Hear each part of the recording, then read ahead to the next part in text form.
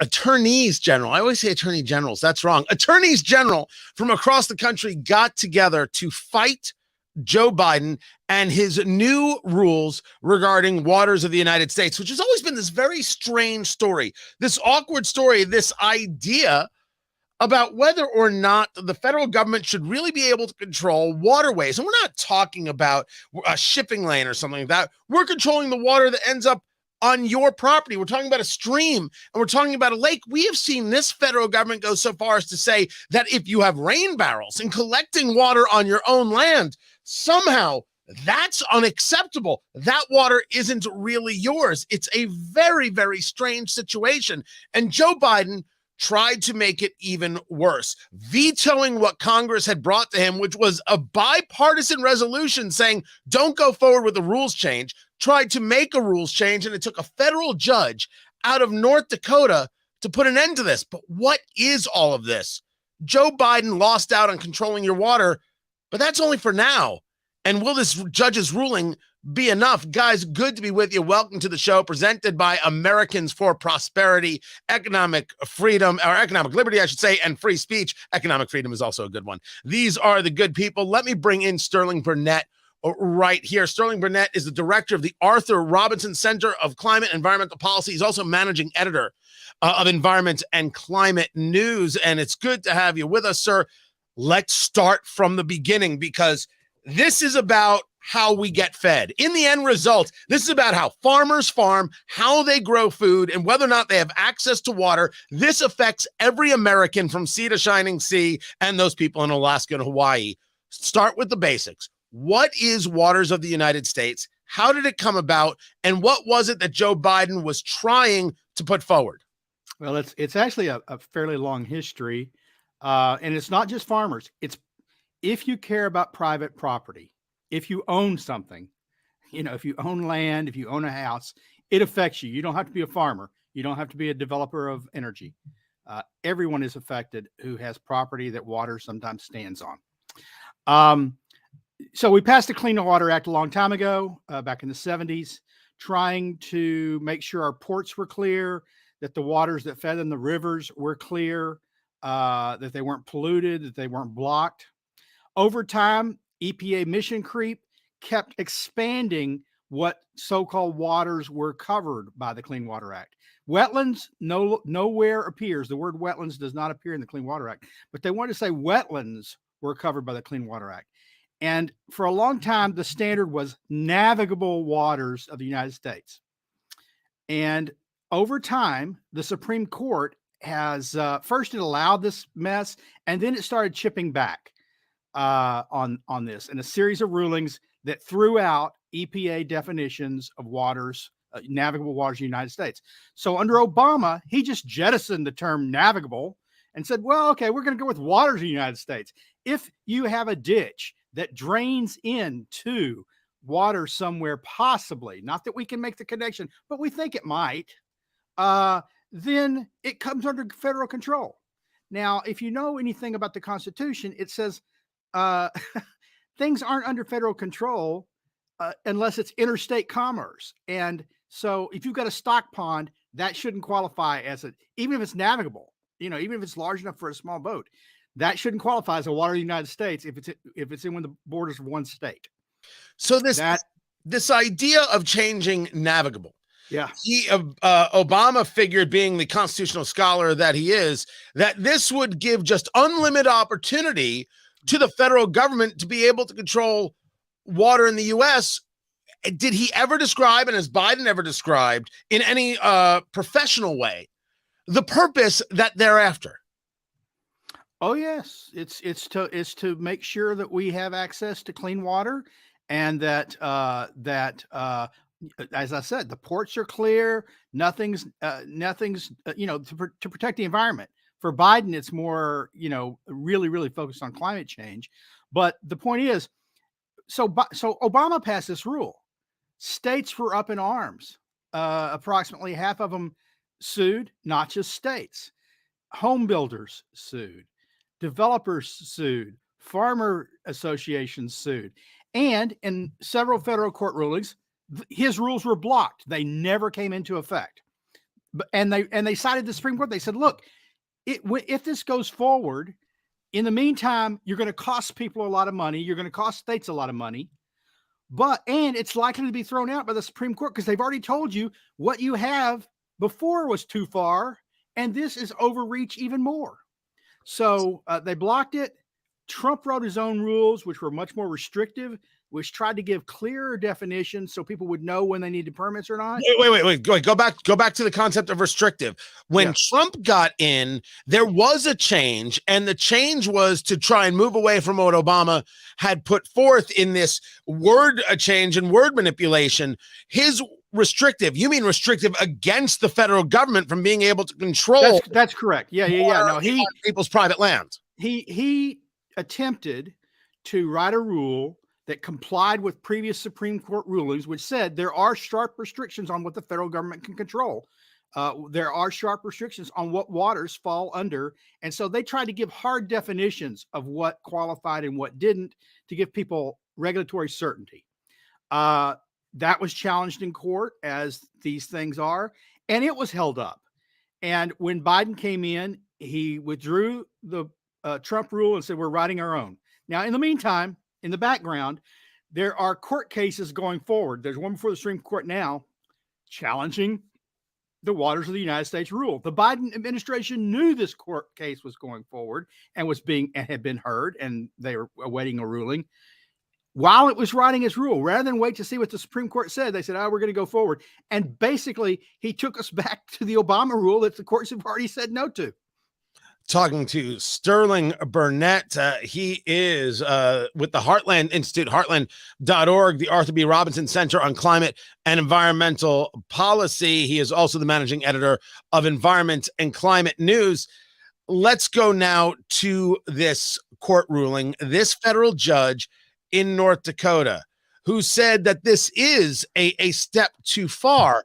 But what was the actual decision? How do you go about telling the federal government through some level of EPA dictate? Because remember, we're talking about the agency class. We're not talking about something that your member of Congress voted on. The very, very last thing we get to see is your member of Congress voting on any of these things. We're discussing here that the EPA via Biden just decided to make a change, and they made it in conjunction, I believe, with the U.S. Army. What did the judge state there in North Dakota that makes this a no-go? Well, the EPA works with the Army Corps of Engineers on these wetlands rules, because that falls a lot of times under the Army Corps of Engineers. They make a lot of reservoirs.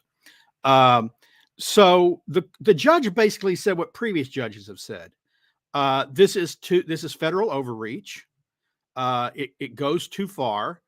It doesn't comply with previous Supreme Court directives, and because I don't believe he issued a nationwide injunction. I think he issued an injunction only over the number of states under his jurisdiction. But what he said was it's going to cost states and private property owners, because it was already held up in 2 states with a trial there. It's going to cost them a lot of money until this gets finally settled, probably by the Supreme Court. And they shouldn't have to bear that burden. And especially since, based on previous Supreme Court rulings, this won't hold water. It won't stand up. And so we're going to block it in the meantime.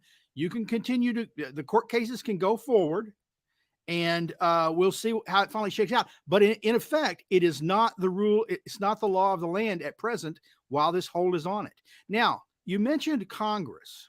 Right. It's important, because Congress did have a say in this. Of course, they had a say from the beginning. They could have rewritten the Clean Water Act to make clear wetlands aren't covered. They only covered rivers, ports, and waters that transverse state lines. They've never done that. The second way they could act, which is what they did, is they passed a congressional resolution under the Congressional Review Act resolution. They passed something called the Congressional Review Act, which allowed Congress to review any regulation that would have over X amount of dollars impact. I think when it was written, it was $50 or $100 million.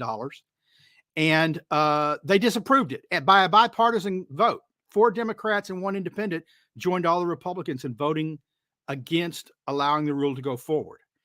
But though it's a congressional resolution, it was passed by both houses of Congress. But of course, just like with any law, Biden can veto it, and he did. And they don't have sufficient numbers in the Senate to override his veto. They certainly don't have it in the House either. You know, the veto is fascinating because the resolution is fascinating because when do you get this Congress to agree on anything? But they did agree on this. They did agree on the overreach. And I want to go back to it just for a moment. When you talk about changing the concept of navigable, as people are commenting, to me and have commented, you mean if I've got standing water on my property, I have a lake on my property, mine, I've purchased it. I purchased it specifically for it. I purchased it. And I, of course, have the total use of my property.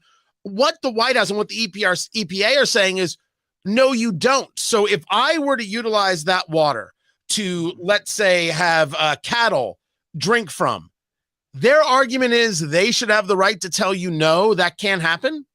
Well, it's a little more complicated than that.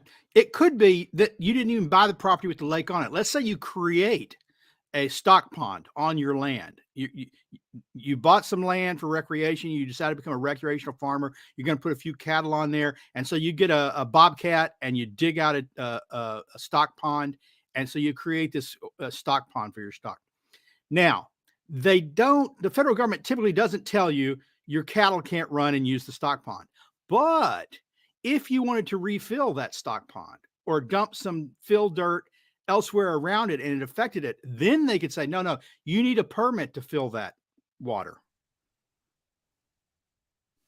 On your property, within all your borders, within a single state. Not let's say there could be some weird cases where you own property in Texarkana, Texas. So it's on the border of Texas and Arkansas, and your lake borders both. Okay.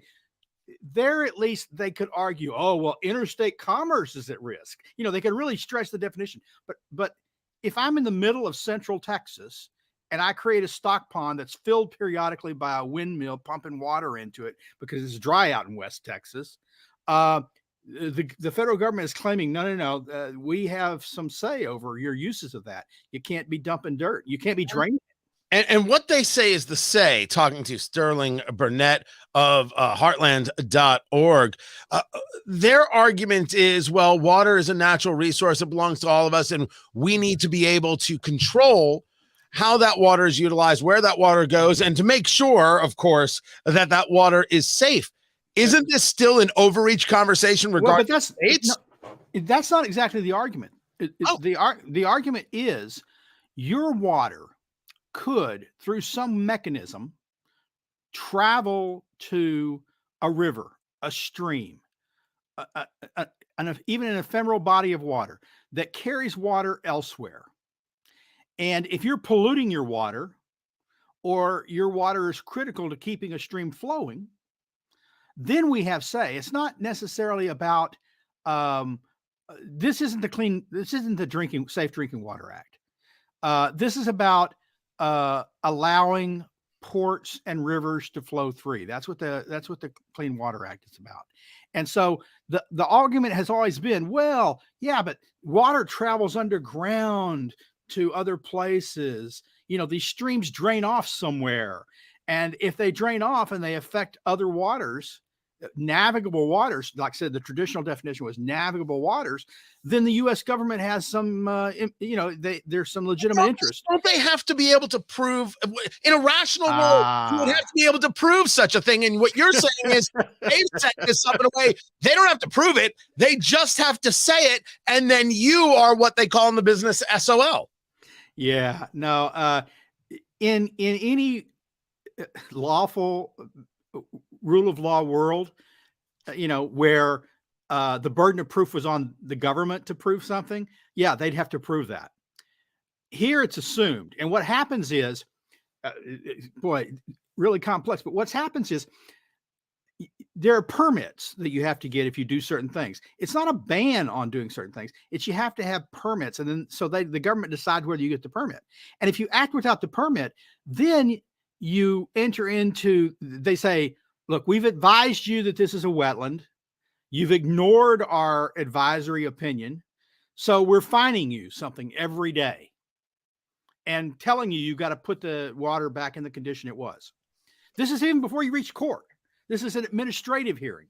Right. How much money can the average person spend fighting an administrative? And of course, the government has gone to court and said, no, until you exhaust all your administrative remedies, you're not even allowed into court to challenge this. Now, the court, once again, a few years ago said, no, they don't have to go through all these administrative hearings. They have access to the courts. That's the rule of law in the United States. So fortunately, that's the case now. But it's still the case that, A, it's a lot of money. And remember, if you lose, let's say you wind up in court and then you lose. Right. And they've been said, oh, we're putting fines on you every day. Those fines can pile up pretty high. And if you lose, you owe a lot of money. So they make a decision based on no facts, and then they use the administrative state to financially prevent you from being able to move forward. It sounds very much like a slap suit, a strategic lawsuit against public participation. This ruling, before I let you go, this ruling from this judge in North Dakota, is this enough? Is this enough to put an end to it? Or is this only your water is safe for now? This is your water is safe in many states, not in all for now, because I really don't think I would have to look at the ruling more closely, but I don't think he issued a nationwide injunction. Some judges have been doing a lot of that, but typically district courts have jurisdiction over certain states, and it's in those states that it's an injunction. In other states, this goes forward, I believe. Now, I could be wrong. If it's a nationwide injunction, it's still nothing but a hold. All this says is the rule can't go forward until the court has finally made it a final determination. And of course, the final determination is not with this court or an appeals court, right? Which is the next step.